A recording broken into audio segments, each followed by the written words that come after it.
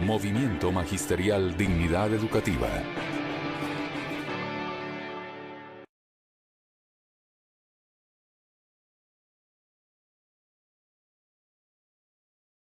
Un solo magisterio. Un solo sindicato. ¿Ustedes cuándo han oído hablar de salud ocupacional en los colegios? Nunca. Nunca hemos oído hablar. No hay programas de salud ocupacional. Lo máximo que hemos tenido en Bogotá, lo máximo que hemos tenido son los planes de bienestar, que los gobiernos anteriores a este gobierno, en asocio con las cooperativas y con la Caja de Compensación Familiar, que para el caso de Bogotá es compensar, hacían una unión para hacer algunas actividades de bienestar para los docentes. Eso hoy está en veremos con este nuevo gobierno, pero eso es lo máximo que hemos oído hablar en Bogotá. Entonces, en el programa de nosotros, como es excepción, y aquí siguen los antecedentes, ¿cierto? El artículo 21 le digo, gobierno nacional, usted tiene que sacar la ley específica para los docentes de salud ocupacional y riesgos profesionales, ¿cierto? Y va a implementar los programas de salud ocupacional. Ese es el origen del decreto 1655 del 20 de agosto del 2015. Esta autorización que le da el artículo 21 de la ley 1562 del 2012, que para poderlo lograr, a pesar de que estaba ordenado en la ley, es parte de la negociación que hizo la Federación Colombiana de Educadores en el año 2014 y en el año 2015, ¿cierto? Y en el año 2015. Bueno, salió la ley, pero otro antecedente de esa ley, pásenlo, háganme el favor, ¿sí? El que sigue. Esto que está aquí es explicativo. Nosotros los maestros, otro antecedente de la ley es nuestro servicio de salud laboral, llamémoslo así, lo prestan los contratistas. Y ojo con eso. Nuestros médicos laborales son los del contratista en la salud asistencial, ¿cierto? Y entonces ahí hay una unidad que llama medicina laboral, es donde vamos a transcribir y es donde están los médicos laborales. ¿Quién la tiene? El mismo contratista que presta la salud asistencial. Esa es la primera instancia para los maestros. La segunda instancia, ¿cuál es? La segunda instancia es la Junta Regional de Invalidez. Para el resto de los trabajadores, la primera instancia es la Junta Regional de Invalidez. La segunda instancia es la Junta Nacional de Invalidez. Esa junta la nombra el Ministerio de Trabajo. Nosotros los maestros tenemos eso porque cuando salió la ley 100, como les explicaba, se peleó no con las masas magisteriales, sino con el lobby parlamentario, para que quedara la excepcionalidad de los maestros en ley 100. Y por eso está el artículo 279 de la ley 100, que dice que están exceptuados de ley 100 las Fuerzas Armadas,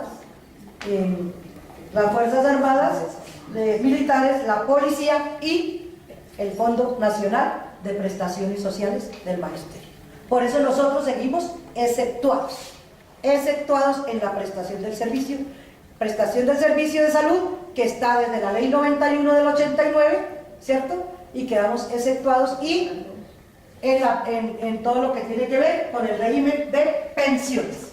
Pero en el acto legislativo 01 del 2005, que fue el del glorioso paro de los maestros, perdimos, porque fue así, lo perdimos, ¿cierto? El acto legislativo, ¿lo perdimos? Sí. Con Santos. 2000. Administración. Acto legislativo 0. El acto legislativo 01 del 2005. El acto legislativo. Entonces, bueno, está mal la fecha, es de 2001. Bueno, entonces, ese paro lo perdimos. Y pues digo, lo perdimos en cuanto no obtuvimos lo que nosotros queríamos, pero lo ganamos en el proceso de formación en la lucha de los maestros, ¿cierto? En eso lo ganamos, porque fue un paro muy duro. Y salió la ley 715, ¿cierto? La ley 715. Pero además de eso, vino la reforma.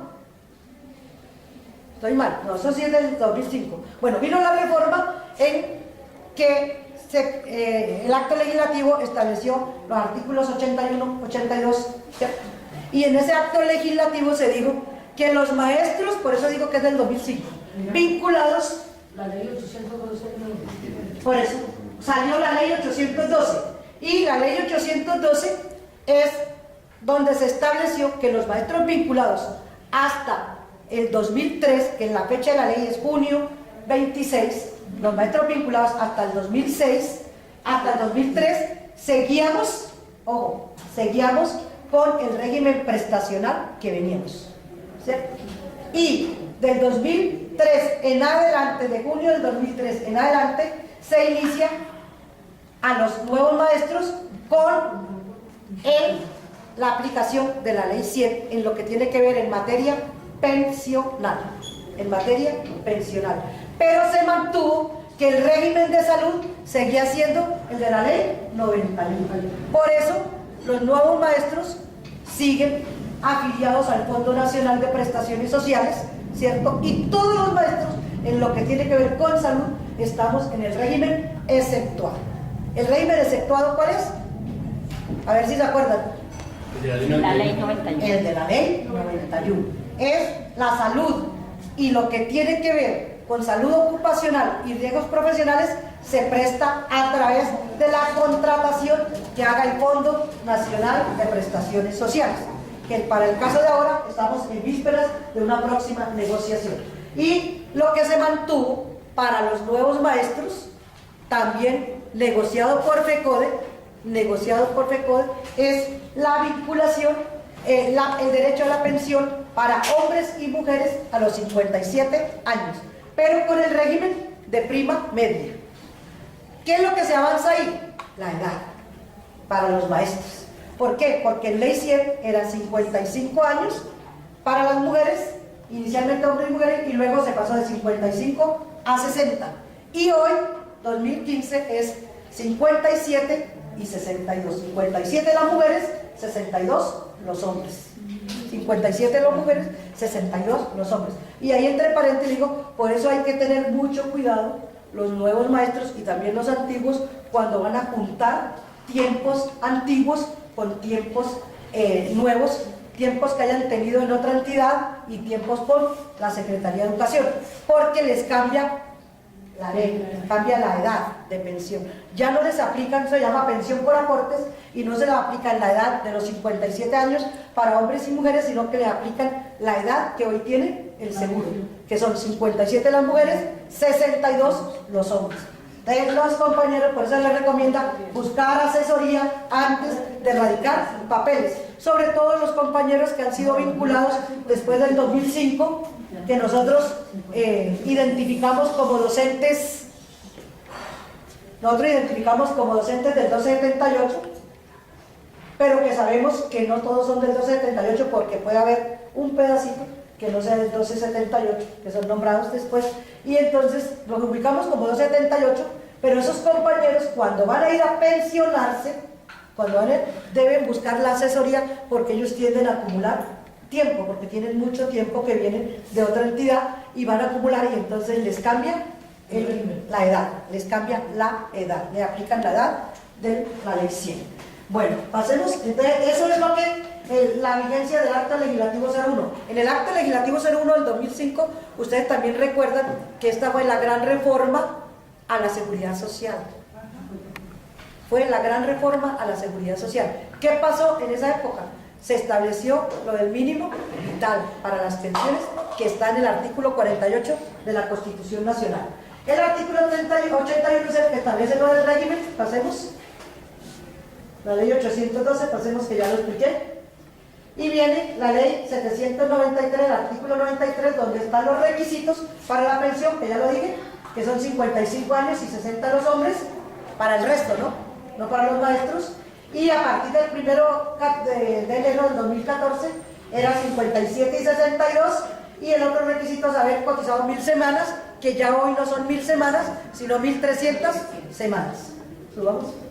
Esa es una sección que tiene la ley 797 del 2003 y es para las personas que tienen dificultad de deficiencia física, psíquica o sensorial, en tanto que si tienen 55 años y han cotizado en forma continua pueden pensionarse con las solas 1000 semanas. Pero ahí son 1000 o 1300. Para ellos 1000, para ellos 1000, esa es la exención. Y la otra es de la madre trabajadora que tiene hijo discapacitado, eso en pensiones también. Miren que es que estamos hablando de salud y riesgo profesional, pero toca meterlo en pensiones. Para la madre que tiene hijo discapacitado, entonces también hay unas condiciones que venimos peleándolas porque al magisterio no se las quieren aplicar. Ojo con eso. Como somos régimen especial, no nos quieren aplicar lo que nos favorece de la ley 100. Y es la maestra que tiene un hijo discapacitado, ¿cierto? Y que ese puede llegar a pensionarse sin haber cumplido la edad. Entonces eso no lo quieren aplicar. Igual eso se extiende a los padres cuando muere la madre. Si la madre murió, el padre se puede pensionar. ¿Lo hacemos? Porque como ese no es el tema, quiero pasar. El monto de las pensiones, que esa es otra diferencia, ¿no? El monto de las pensiones es, ahí sí, para los compañeros nuevos, es el 60, arranca con el 65% del promedio de los 10 últimos años, que es la que tiene ley 100, 10 últimos años del ingreso básico laboral. Ingreso básico, ojo con eso, es que no entran bonificaciones y muchas cosas que tienen los trabajadores. Entonces, pasemos. Bueno, eso tiene unas modalidades y es que depende, puede llegar hasta tener un 85%, depende si ha cumplido el requisito y la edad, y ya en los casos particulares se van incrementando de 2 y de 3%. Para la pensión de invalidez, esto es importante, miren. La ley 797 dice, se llama invalidez causada por enfermedad y se le da la pensión de invalidez al que haya cotizado 50 semanas en los 3 últimos años. Para que ustedes lo tengan claro, esto fue eliminado por la Corte, sentencia de la Corte, ese pedacito se eliminó de la ley 797 y hoy se otorga la pensión independiente si tiene las 50 semanas y la fidelidad al sistema. Bueno, para nosotros los antiguos, nosotros nos regíamos por el decreto 1848 del 69, ¿cierto? Este decreto es un decreto reglamentario del decreto 3135 del 68, que fue el que modificó el sistema central de todo lo que tiene que ver con el sistema de trabajadores del nivel central. Entonces, aquí vienen las definiciones. La definición de enfermedad profesional, pero lo vamos a ver más adelante. Este decreto 1655 tiene una parte muy importante, y es que define, primero, qué es la salud ocupacional, y para eso retoma de la ley 1562 la definición de salud ocupacional como el conjunto de actividades, ¿cierto?, que están obligados a realizar los patronos para garantizar el bienestar de los trabajadores en las condiciones laborales. Eso es muy importante que nosotros lo sepamos, porque nosotros trabajamos en condiciones infrahumanas. Algunos colegios, muy buenas condiciones, entre comillas, porque están recién construidos y todas esas cosas, pero hay cuestiones de ruido, hay cuestiones de salud, de contaminación auditiva, contaminación visual, que tiene que ver con luces, condiciones realmente de trabajo en lo que tiene que ver con el número de estudiantes, o con eso, con el número de estudiantes, que son condiciones psicosociales. Y eso es muy importante, ¿por qué? Porque cuando empezó el auge de la salud ocupacional y empezaron las ARP y la ARL, entonces para los trabajadores, por ejemplo en el caso de la Secretaría de Educación, lo que es trabajadores administrativos, la ARP y la ARL que ellos tienen, les realizan actividades. No todas las que se requieren, pero las realizan. Pero a nosotros no nos realizan ninguna. Escasamente por ahí un tamizaje, escasamente un tamizaje. Y eso, hoy con este decreto obliga, y son tres entidades las que hacen parte de la obligatoriedad del cumplimiento de los programas de salud ocupacional, que hay diferentes programas, hay de detección de riesgo, de valoración del riesgo y de actividades de salud ocupacional en sí. ¿Quiénes son los 3 responsables? El Fondo Nacional de Prestaciones Sociales, 1. 2. La entidad prestadora de salud, Oh. Y 3, y el fondo prestacional a través de la Secretaría de Educación. Y 3, los directivos docentes. Ojo con eso que es muy importante. Los rectores y las rectoras, que son, y los coordinadores, que son los directivos docentes de las instituciones, tienen una responsabilidad muy grande en torno al desarrollo de los programas de salud ocupacional, de garantizar en los colegios que ese programa se desarrolle. Nosotros de exigírselo a la entidad territorial. Por eso parte de los puntos de la negociación que hoy tiene la ADE y que la tuvo en las negociaciones pasadas en lo de salud ocupacional. Nosotros hoy lo único que tenemos es el servicio de medicina laboral que presta la entidad contratista. ¿No tenemos más? No tenemos más. El contratista va por allá de vez en cuando, le hace una valoración en el colegio, le mira y ahí paró. Cuando los maestros empiezan a pedirlas con cartas y todas esas cosas, entonces el contratista vuelve y hace, pero no cumple ni siquiera este decreto que salió el año pasado, ¿cierto? Que es lo que tiene que ver con todos los programas epidemiológicos que tienen que ver con riesgos profesionales. Y todo lo que le corresponde a la Secretaría de Educación, al rector, que tiene que facilitar la creación de los, entre nosotros llamados comisos, ahora llama copasos, ¿cierto? Los comités paritarios que deben haber en cada colegio. La ley es clara en eso. La ley dice, tiene que haber en un colegio donde haya de 10 a 49 maestros, entonces está el rector, un representante de los directivos docentes, el rector, uno de los maestros, ¿cierto? Y 2 por parte de los maestros, forman el comité y tienen que dar los tiempos necesarios para que ese comité se reúna y realice todos los ejercicios de salud ocupacional. Lo establece la ley, lo establece la ley. En los colegios en que haya más de 49 maestros, entonces 2 representantes del consejo de los directivos, un rector y un coordinador o coordinadora o rectora, y el rector o la coordinadora, el rector siempre será el presidente del comité. La ley lo tiene muy claro. Hacer valer eso. Pero hay mucha ignorancia, pero no porque no les llegue no porque no se les dé a la gente, sino porque a veces la gente no quiere escuchar. Entonces valdría la pena que una conclusión para todas las personas que estamos aquí, no es solo ir a exigir en el colegio, sino mirar el entorno, 2, 3, 4 instituciones cercanas a las cuales o con las cuales entremos en una relación de comunicación para hacer la difusión. Y segundo, que parece que la cartilla llega a los colegios y si no hay un delegado o una delegada que reciba directamente de la ADE, las guardan en algún lugar o las botan. Hay que también hay que entregárselas maestro, yo las entregué maestro. Sí, pero si hay una persona, un doliente en el colegio, pero si no hay doliente, quedan ahí. Bueno, Yadira. Yo quería hacer una pregunta al profesor o profesora que califican con el 100% y le dan la pensión de invalidez. ¿Eso se mantiene por siempre? ¿O eso cómo se llama, varía de acuerdo a los controles que le van haciendo?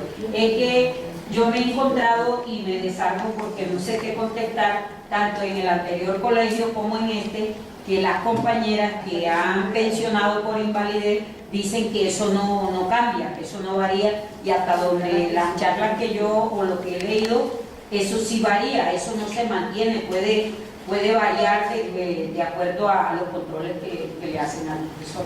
Bueno, Víctor. Sería importante explicarle a los compañeros la parte del debate que se dio, por ejemplo, en la Junta Nacional sobre la contratación y la propuesta que tiene FECODE y la propuesta que tiene ASOINCA, donde plantea que los maestros pueden contratar el servicio de salud y tener su empresa administrando pues, este servicio, ¿no? Sería importante eso. Enseguida pasa Yolanda. Buen día para todos, muchas gracias por poder compartir aquí con ustedes. Voy a compartir algo personal. Yo estoy en un proceso, ahorita me tocó regresarlo, por la contaminación del medio donde yo trabajo. Sufro de una rinitis crónica. Yo ya estaba en proceso del 2013, estuve hasta el otorrino, medicina general, especialista, y el especialista le digo, bueno, ahora usted me va a pasar a medicina laboral, me dice, no, usted ya cambió. Ahora hay que pasar esa medicina familiar. Entonces me toca devolverme a medicina general para que me remita a medicina familiar y de ahí puedan enviar al colegio un especialista para que hagan el análisis del ambiente donde uno trabaja. Entonces ahora veo que se están colocando es como más trabas para poder llegar a la medicina laboral. Entonces sí, bueno, voy a empezar por contestar a Giovanni. No se requiere ir a medicina laboral para pedir la valoración del puesto de trabajo. Usted como trabajadora le envía una carta, la puede mandar a Secretaría de Educación o la puede mandar a la entidad médica de medicina laboral, donde usted solicita, relata pues los hechos que vienen y solicita una valoración del puesto de trabajo. Con esa valoración del puesto de trabajo se solicita la cita a medicina laboral. Ellos mismos la citan en la valoración. ¿Ya? Víctor, nosotros iniciamos dando el informe de la situación de lo de la ley 91 y que era lo del fondo prestacional. La discusión no la planteamos directamente de lo del Cauca, pero yo ahorita puedo hacer una precisión desde lo que yo conozco de eso y lo podemos trabajar, pero como no era el tema central, no lo metimos aquí, sino de la importancia que hoy tiene la defensa de la ley 91 del 89, a pesar de que en años anteriores, y siempre hemos tenido reparos a la ley 91, porque decimos que es una forma de privatización de la salud, de las peleas que dan los maestros de que la salud debe ser prestada directamente por el Estado, ¿cierto? Pero que hoy en día ha sido la ley 91 una garantía para los maestros en el marco de lo que es la salud en Colombia, con todo lo malo que nuestra salud es mejor que la salud de todos los colombianos. Entonces, en ese marco dimos el informe, pero ahora podemos entrar. Alvarito, pues yo también pregunto, no solo eso, no solo por qué FECODE, por qué todos y cada uno de nosotros nos toca hacer tantas cosas para que la ley se cumpla en este país. Desafortunadamente, el gobierno, todas nuestras quejas, todas nuestras inconformidades, las aprovecha en beneficio de él. Entonces, el gobierno viene desde hace muchos años con la idea de desmontar la ley 91 del 89, de desmontar el régimen especial de los docentes, y ha ido paulatinamente. Para los nuevos docentes les quitó la especialidad de recibir pensión y salario, ¿cierto? Les quitó la posibilidad de la liquidación pensional por el promedio del último año, y así ha venido resquebrajando. Igual hizo con el estatuto docente, ¿cierto? Entonces creó un nuevo estatuto y eso creó una gran división entre nosotros. El gobierno se aprovecha de eso, ¿cierto?, de nuestras inconformidades para salir avante en su política. Y hoy para Gina no le cuesta ningún trabajo, ojo, porque la ley 91 del 89 en ninguna parte dice que debe ser el régimen de contratación pública, solo dice que debe contratarse el servicio médico por el Fondo Nacional de Prestaciones Sociales. No dice cómo. Nosotros los maestros, desde la federación, hemos venido pidiendo que sea la contratación pública, porque a pesar de todas las deficiencias que tiene la contratación pública, es mucho mejor que la contratación privada. Entonces, estos elementos que le toca a FECODE asesorarse de grandes constitucionalistas para dar la pelea es precisamente por eso, porque ya ella tenía diseñado que el prestador iba a ser el socio chileno de la empresa fiscal. Entonces, si la federación no entra a apoyarse con grandes constitucionalistas y hacer todas las discusiones que dio, pues hoy ya tendríamos un nuevo servicio sin términos de referencia, sin condiciones. En la ley 91 Esa es una de las cosas por qué la discusión con los compañeros del Cauca. Nosotros ya vivimos la experiencia, y Bogotá la vivió, y la vivió el Putumayo, ojo, y la vivió otras entidades territoriales, de lo que es la prestación del servicio médico en el sistema de salud que existe en Colombia a través de asociaciones, como el caso de aquí Mejor Salud, ¿cierto? Que eran las cooperativas, o fondos privados, o FIMSEMA en Santander. Entonces, eso ha generado la quiebra, porque así hay que decirlo, la quiebra de esas entidades. ¿Por qué? Porque la demanda de salud es muy costosa en el sistema de salud colombiano. Entonces, no es lo mismo la salud que presta la Fundación Santa Fe. Claro, a mí me atienden allá y me revisan hasta la uña si llego, ¿cierto? Pero eso cuesta plata. Eso cuesta plata a una salud que es prestada de la Seguridad Social en un sistema de solidaridad, que es lo más importante. Es un sistema de solidaridad. ¿Por qué? Porque yo pueda que no necesite la operación que necesita la compañera, que la de ella puede ser más costosa y la mía cueste menos. Ese es el sistema de solidaridad. Entonces, eso es muy importante. Los compañeros del Cauca tienen una visión del sindicalismo que no es el sindicalismo que nosotros conocemos. Ellos hablan de un sindicalismo corporativo, donde los recursos del sindicato, ¿sí?, se montan negocios y la rentabilidad de esos negocios es la que hace el mantenimiento de la lucha. Ahí podemos compartir algunas cosas, tenemos algunas diferencias, pero lo más importante es esto: acuñan un término nuevo en el marxismo que llama la plusvalía popular. Plusvalía popular. Para ellos la plusvalía popular es que las ganancias que producen los negocios se reinvierten. O sea que vuelve el capitalismo. ¿Sí? Entonces, eso es muy bueno tenerlo, ¿cierto? Pero también requiere unas condiciones. El Cauca pedía que una empresa que ellos crearon de salud, ¿sí?, prestara los servicios de salud, y ellos hablan de manejar los dineros. Ojo, manejar los dineros no es cierto. Yo vuelvo y les digo, el manejo de los dineros lo tiene Hacienda. Hacienda lo que hace es girar para pagar los contratos. ¿Ya? Hacienda lo que hace es girar para pagarle al contratista. ¿El contrato vale más? ¿Ya? El contrato vale 2 millones, pues le pagan la prestación 2 millones. Y entonces lo que la fiduciaria le respondía y el ministerio le respondía era eso: no es posible, por 2 razones. Primero, porque tiene que someterse a la licitación, porque ya había un acuerdo, ¿cierto?, de licitación. Y segundo, tiene que reunir las condiciones que establece la licitación para aplicar el contrato. Tercero, hay regionalización. Parece que los compañeros, que en su negociación parte de las mesas van a discutir retornar a la departamentalización que existía antes. En cada región había un prestador. Hoy los compañeros de territorios nacionales se pronuncian en contra de eso, por una sencilla razón: no es lo mismo que Bogotá tenga su servicio, ¿cierto?, incluso siendo con el mismo prestador que hoy tenemos, que es Médicos Asociados, es diferente a Cundinamarca, porque es que en Bogotá, en la capital, y existe todo.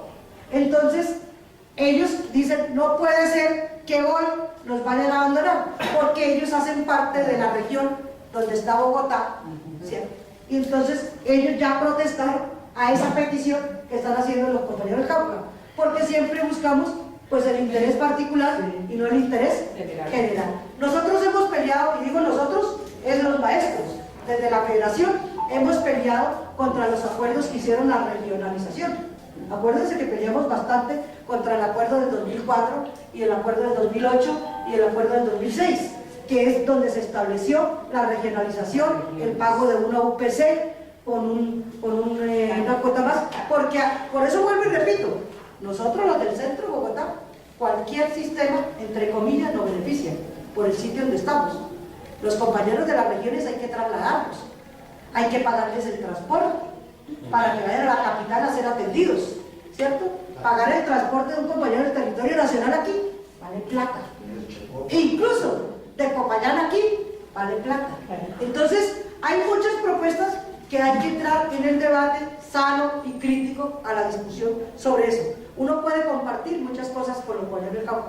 Los compañeros del Cauca también tienen otra dificultad, y es que desconocen la Federación Colombiana de Educadores. Ojo, eso es muy importante. Desconocen la Federación para pagar los aportes sindicales, pero no lo desconocen para exigirle que esté apoyando una lucha que ellos tienen en este momento. Entonces, eso también hay que analizarlo en el contexto de lo que es la organización, la unidad, porque es que la unidad, cuando uno habla de unidad, la unidad tiene costos, y ese costo es que uno tiene que renunciar a muchas cosas en beneficio de otros, porque a veces todos no podemos tener. Había otra pregunta que fue la que hizo Yadira. La ley 91 estableció clarito, y eso es muy importante, cómo se financia, y es con un aporte que da el patrono y otro aporte que da el trabajador. Los maestros no teníamos eso. A los maestros los aportes eran totales del patrono. Ahora una parte damos, igual que los trabajadores, nosotros, y otra parte da el patrono para completar el 16.5, que es para salud y para pensión. Y estableció que el Consejo Directivo del Fondo reparta lo que es para salud y lo que es para pensión. El Consejo Directivo del Fondo, donde es mayoría, porque nosotros tenemos 2 nada más, ha optado, y ojo con eso que voy a decir, que mucha plata de la salud la pasa para pagar pensiones o para pagar cesantías.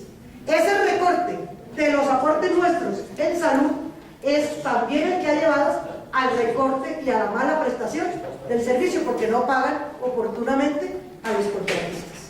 Entonces, eso está ahí. Igual la valoración, por eso yo dije, se revisa cada año con esta ley, cada 3 años. Con este decreto, perdón, cada 3 años. Este decreto contempla 2 cosas, y es que la parte que tenía que ver con enfermedades profesionales y con calificación entraba a regir no en la vigencia de la ley, que fue 20 de agosto, sino el 20 de febrero. El 20 de febrero del 2016. Por eso, a partir del 20 de febrero han venido unos cambios en la calificación. Los compañeros que están en proceso de calificación y de incapacidades se han dado cuenta. Ha venido unos cambios. Con una discusión, que también es muy importante, los contratistas médicos laborales se unificaron y le mandan una carta al Consejo Directivo del Fondo. No sé si ustedes la conozcan. Es una carta bastante larga, donde, y la firman todos, le están pidiendo al Consejo Directivo, al Fondo Prestacional, que reglamente lo que le corresponde, que aquí en la ley estableció que tenía 6 meses para hacerlo y no lo ha hecho. Y primero, y otra cosa es que le clarifique muchas cosas que para ellos, calificadores, hay contradicciones. ¿Sí? Pues de pronto para nosotros, que no somos calificadores y no conocemos la materia, pues no hay contradicción, ¿cierto? Pero en la aplicación de fórmulas, en lo que tiene que ver de las fórmulas matemáticas, ¿no? En la fórmula médica, pues ellos como especialistas pueden haber encontrado. Usted le está pidiendo al fondo que les clarifique cómo es el sistema del manejo de las historias clínicas, porque hasta hoy, abril, el fondo no ha reglamentado lo que le correspondía reglamentar en 6 meses. Por eso le digo que es muy importante nosotros hacer conciencia de eso, porque la norma es buena, pero si no se exige su cumplimiento, no se cumple. No se cumple. Así de sencillo. La Secretaría de Educación, si nosotros no le exigimos, no pone los planes de epidemiológicos ni nada de eso, que está en la obligación de hacer. Aún pasa, debe capacitar a los maestros en el conocimiento de la norma, y no lo ha hecho. Todo lo que se ha hecho lo hace la organización sindical. Todo lo que se ha hecho lo hace la organización sindical, pero no es una responsabilidad. La ley dice es responsabilidad del patrono y del contratista. Y esa valoración es cada 3 años. Y ahora aquí el contratista está, no es el trabajador, el contratista está obligado a enviarlo a la entidad territorial y a la fiduciaria la previsión, ¿ya? Para que se continúe. Si el trabajador no llega, no se hace la valoración, ojo, o se niega a hacerse la valoración, entonces se le suspende la pensión. Se le suspende. Ahora es importante también tener claro que la pensión de invalidez, ¿sí?, la ley de riesgos profesionales, lo de salud ocupacional, no es un regalo del Estado, es parte de la lucha de los trabajadores de este país. Es parte de la lucha de los trabajadores de este país y del mundo, porque eso no es solo aquí, en Colombia. Y por eso cada día tenemos que superar este problema ideológico, tenemos de individualismo y seguir dando la pelea colectiva, ¿cierto? Porque esas son las bases del neoliberalismo, ¿sí? Eso es lo que buscan, que nosotros quedemos quietecitos allá para ellos seguir haciendo. Y entonces es muy importante, por eso la pensión de invalidez es revisable cada año, ahora cada 3 años, de acuerdo al concepto. ¿Por qué? Porque el trabajador puede mejorar. Y si mejora, puede llegar a reintegrarse a trabajar. Y se reintegra a trabajar con los mismos derechos que tenía al momento en que salió pensionado por invalidez. ¿Ya? Con los mismos derechos. Por ejemplo, si hoy fueran a reintegrar un maestro del 2277, se reintegra con los derechos que tenía al momento que se retira. ¿Ya? Al momento que se retira. Entonces, eso es importante. Y lo otro es exigir, que eso también nos pasa por el aire, es que nos entreguen los planes de rehabilitación en la entidad médica.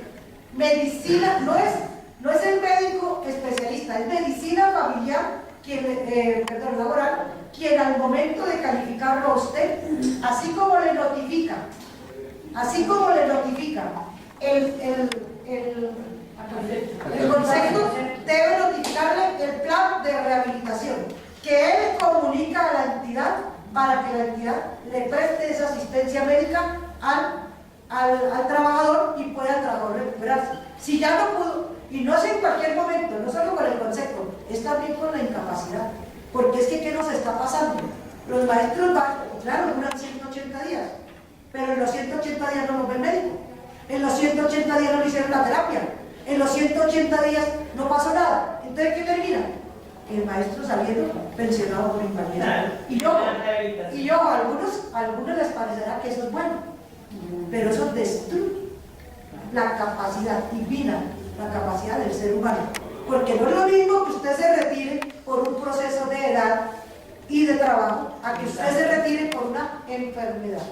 Aquí es muchos los maestros que llegan que no quieren retirarse por invalidez y que el médico les está insistiendo y desconoce el concepto médico del especialista que dice usted está hábil para reintegrarse, y el médico le dice no, usted no está hábil, el médico laboral, usted no está hábil y vuelve y la incapacita.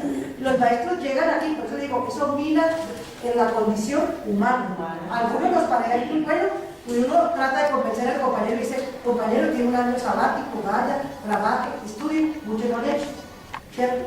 Pero eso también, porque es que la capacidad económica no juega en el desarrollo humano. Entonces, si a mí se me disminuye la capacidad de trabajo y tengo deuda y tengo lo uno y tengo lo otro, pues en vez de mejorarme, empeoro mi salud. Entonces, si no hay más preguntas, compañeros, tengo una pregunta y tengo un aporte al debate. Y es que, Melita, hay vale hacer alusión a que para los demás trabajadores y trabajadoras cubiertos por ley 100 existe el decreto 1407 de 2014 que contempla el manual único de calificación para esos trabajadores. Y yo observo que este decreto nuestro, el 1655, de alguna manera hereda un poco el espíritu del decreto 1407 y su filosofía en cuanto tiene que ver con la mirada economicista. Entonces hay un debate entre los profesionales médicos laborales sobre esta mirada de rehabilitación que tiene el decreto 1407. Por una parte dice que el concepto de rehabilitación debe ser una mirada de inclusión del trabajador en la vida laboral, que debe ser una mirada no segregacionista, etc.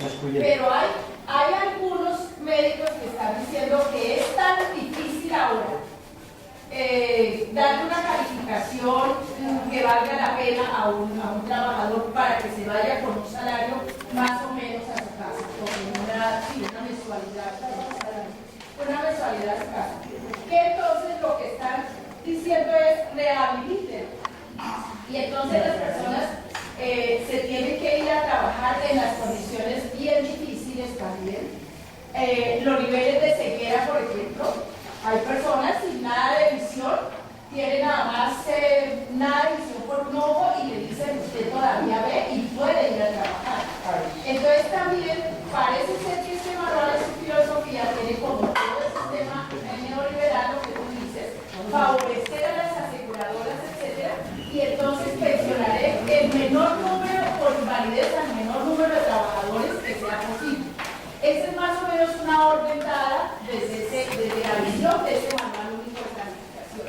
Entonces creo que vale la pena mirarlo. Uno, algunos defenderán que el trabajador se incorpore al trabajo, como defendemos en las aulas de clase los procesos de inclusión de los estudiantes. Pero dos es con qué recursos y realmente con qué mirada economicista se está haciendo eso. Eso en primer lugar. Y en segundo lugar, me separo un poco del tema para hacerle una pregunta a Melba. Una pregunta que es recurrente entre los maestros y es sobre y las maestras sobre los factores salariales para la pensión.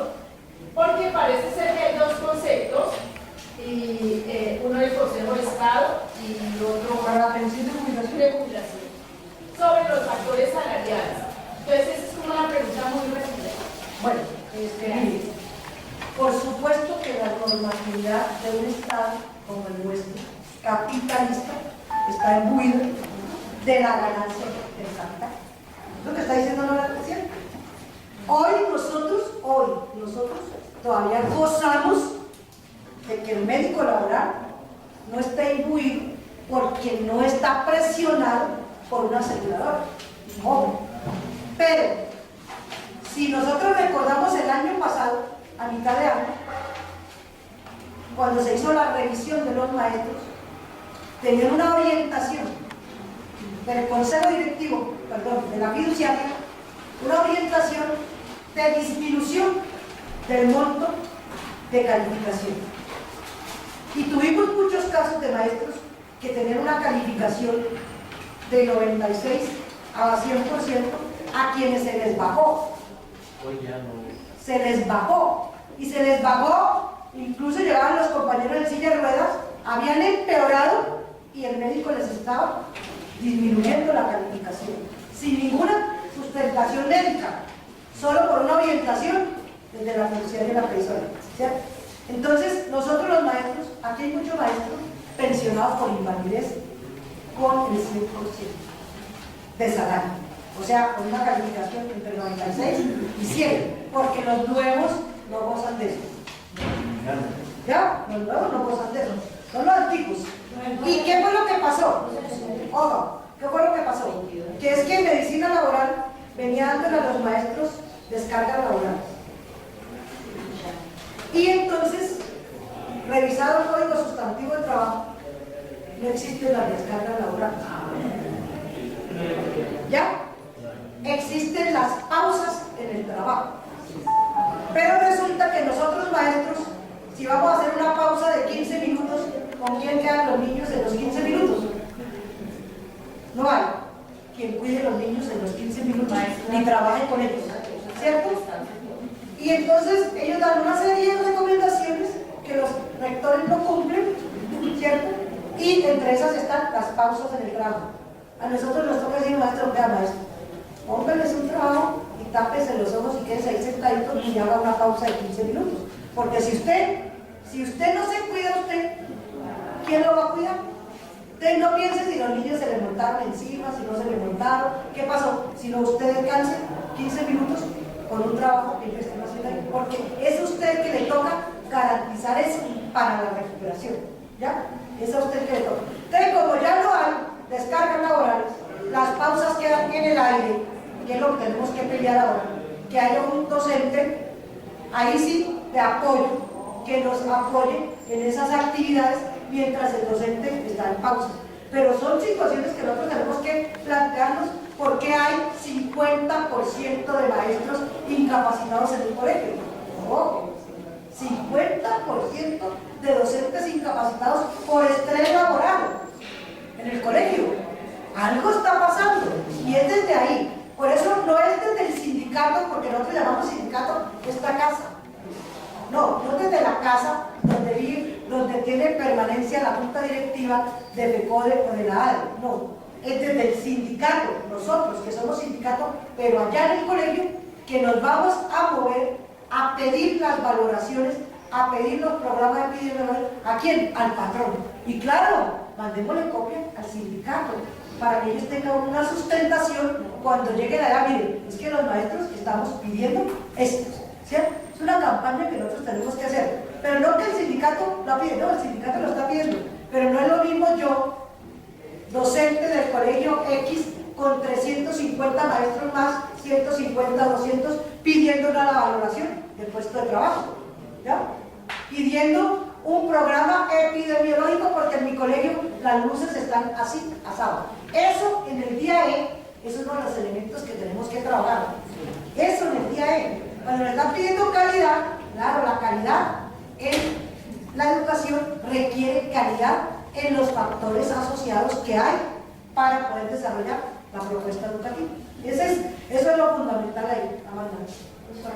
Yo quiero llamar la atención en relación con la ley 91 del 89, porque efectivamente ha sido un avance cuando se negoció entre FECODE y el gobierno, porque fue negociado, el artículo que establece la contratación del servicio médico, pues tuvo que ser una de las cosas que se cedieron.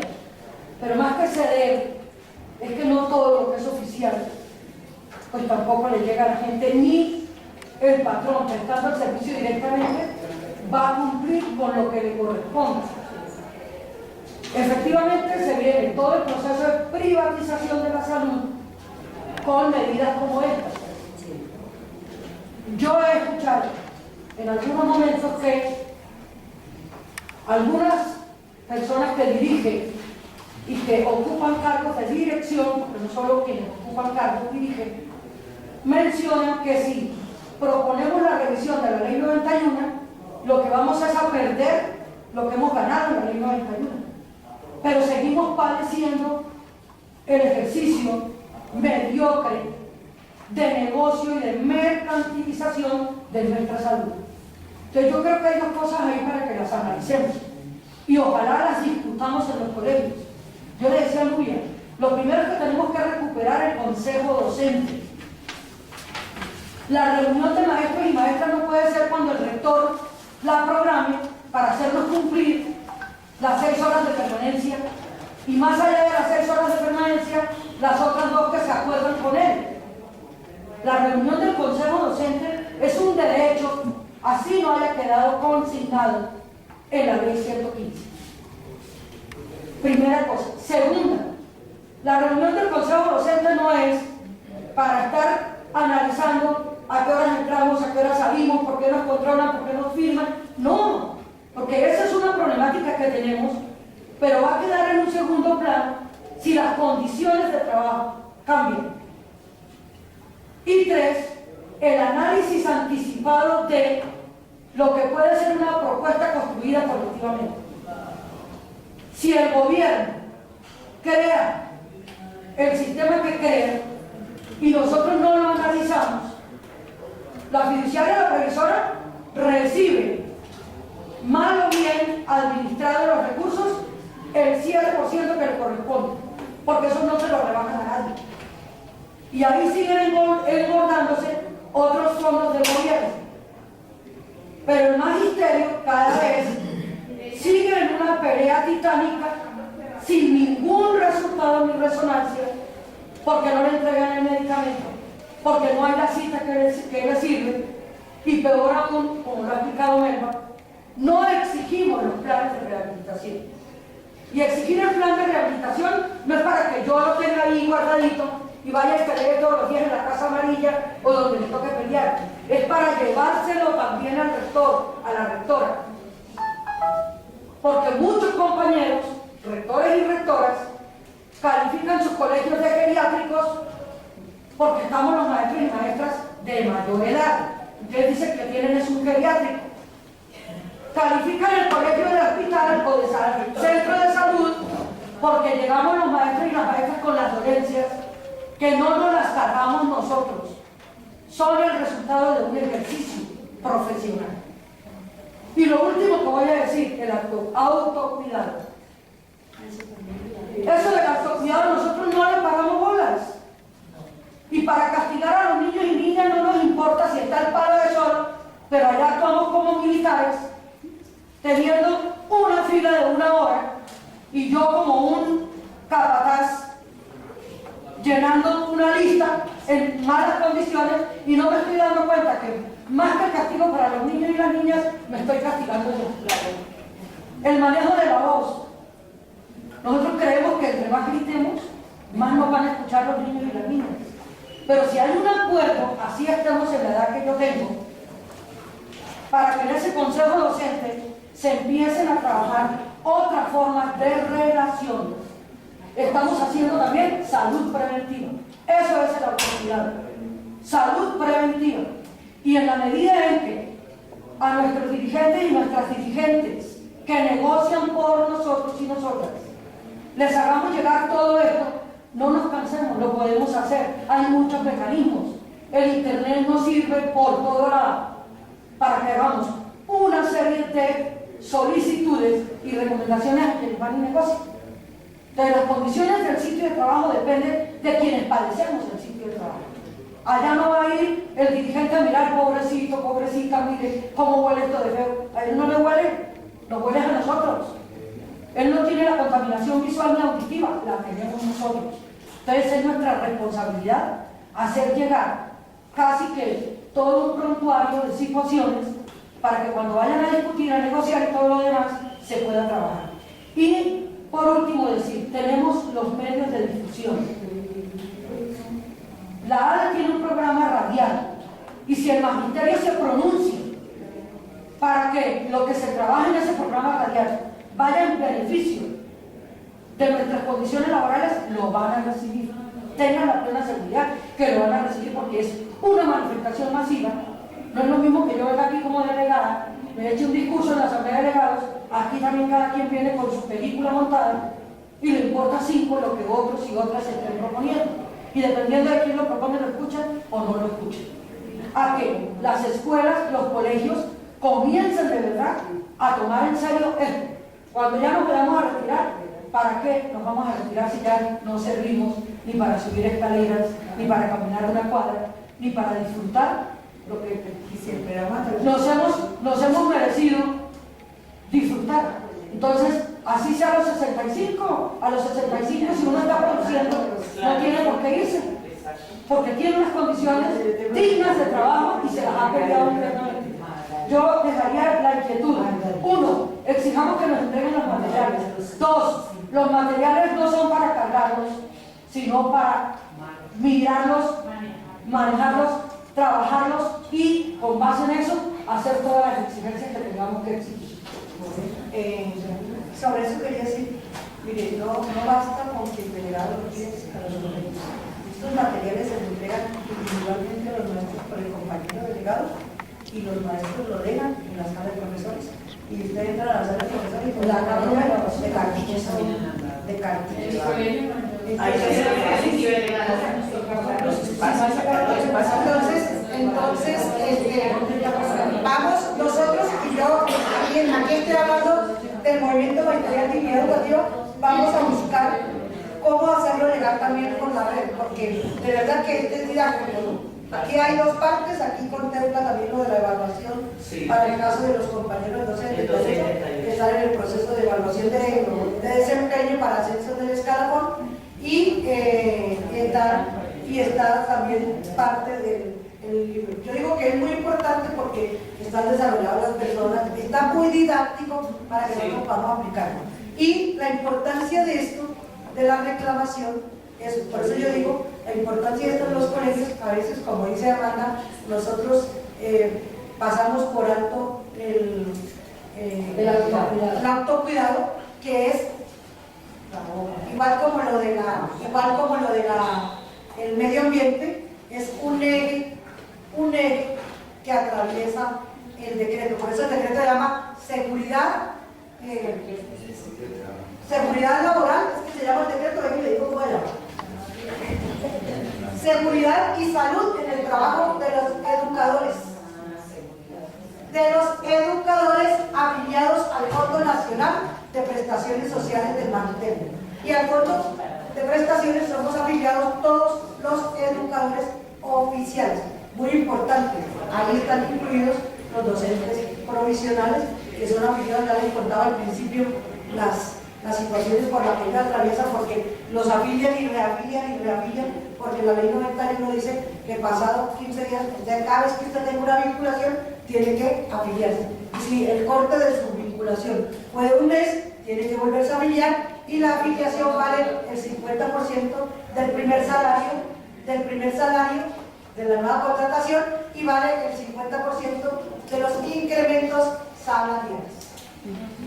Nosotros pagamos los incrementos. La respuesta a la pregunta de Nora, lo de factores salariales. Miren. La ley establece que los factores salariales hacen parte de la base de liquidación. ¿De quién? Voy a repetir, de los maestros que veníamos trabajando en las entidades territoriales y que la ley 91 llama nacionalizados. ¿Ya? ¿Quiénes son los maestros nacionalizados? Todos los que estábamos antes por cuenta de la entidad territorial y por la ley de nacionalización se llaman, pasamos a cargo del Sistema General de Participaciones. Hoy, antes hablaba el situado fiscal, entonces eso se llama nacionalizados. Pero también existen los maestros territoriales, que son aquellos que son pagados por la entidad territorial. Caso concreto en Bogotá, que hay 3.500 maestros que son pagados por recursos propios, ¿cierto? Pero hay una planta, por ejemplo, en Bogotá, que se llamaba planta distrital, que fue creada por una lucha del magisterio. El Consejo creó una planta que son los vinculados después del 93 y se llama maestros distritales. En el sistema aparecen recursos propios, pero que esos maestros que eran de la planta distrital, sus recursos para pago entran al Sistema General de Participación. Entonces, y los antiguos maestros nacionales, que eran los vinculados por la nación, que son los maestros que vincula directamente el Ministerio de Educación Nacional. Todavía hay algunos de ellos vinculados directamente por el maestro, por el Sistema Nacional, porque la entidad territorial lo que tiene es la administración de la educación. Tiene la administración de la educación. Entonces, esos factores salariales hacen parte de la base de liquidación. Para los maestros territoriales, llamémoslo así, ya sea la planta distrital, se viene peleando que como maestros territoriales tienen derecho a esos factores salariales. Entonces, directamente el funcionario no le reconoce esos factores salariales, por un principio de la administración pública que dice que usted responde con su pecunio de lo que haya dado en exceso como funcionario público. ¿Usted qué toca hacer? Reclamar. Al reclamar, el fondo tiene una respuesta que usted la encuentra en la página, que es la respuesta que manda, donde dice que que no tiene factores salariales y le está negando. ¿Qué tiene que hacer el maestro? Demandar. Cuando usted demanda, entra en una relación intuitiva. Mi demanda con el Estado, ¿cierto? No es colectiva, es individual. Si la demanda sale favorecida, la favorece a usted, no el colectivo. ¿Ya? No el colectivo, por eso hay que demandar. La demanda es individual. ¿Para qué es que sirven varias demandas ganadas? Para obligar al Estado a conciliar.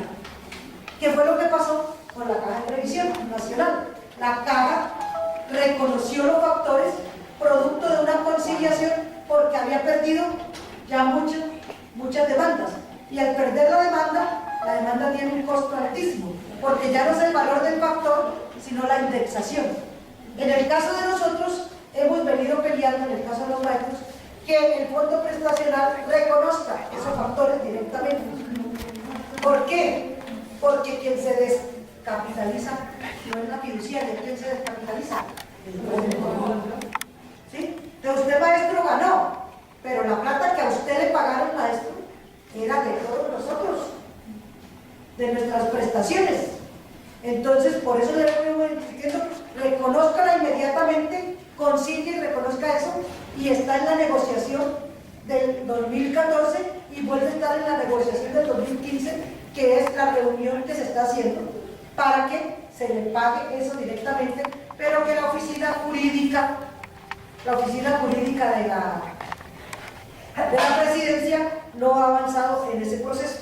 ¿Por qué? Porque estamos pidiendo, ya hay muchos maestros que han ganado los factores. Entonces, señores Fondo Prestacional, señor Gobierno, señor Ministerio, reconozca eso directamente para que el fondo no tenga que pagar grandes cantidades que está afectando los recursos del fondo. ¿Ya? Que pueden, como son demandas, pueden haber diferentes jurisprudencias o fallos.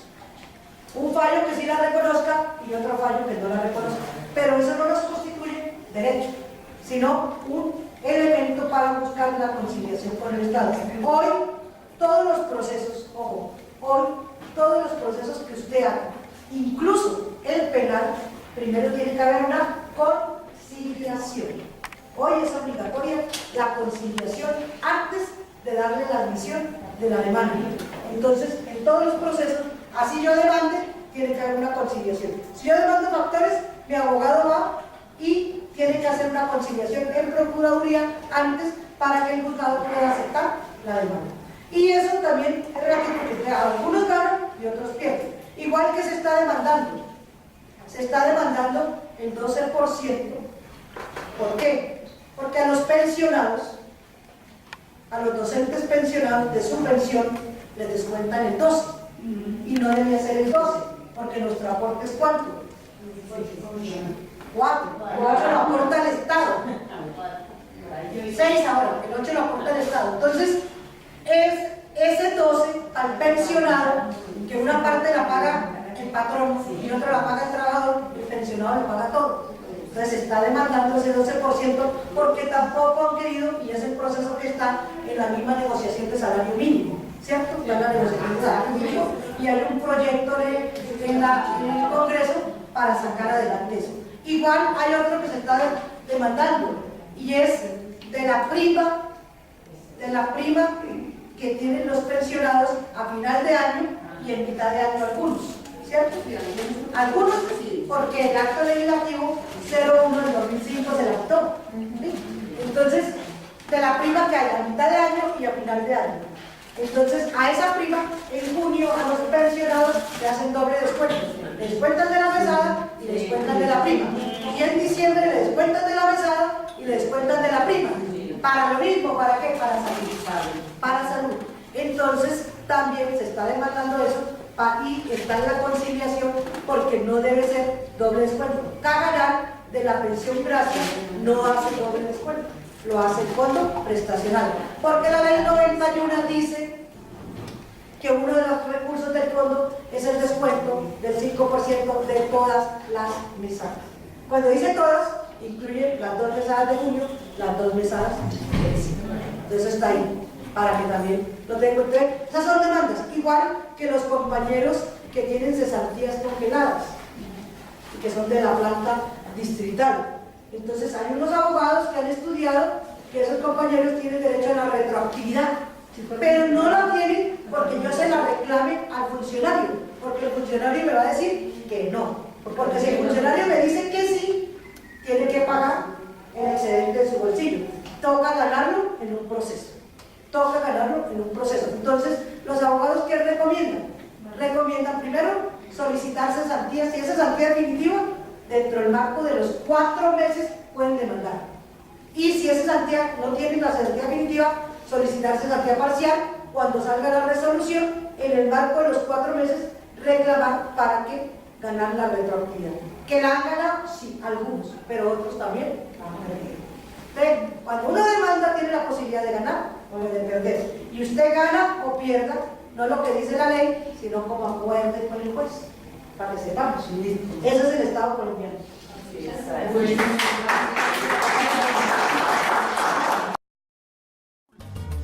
Por una educación digna, pública, gratuita.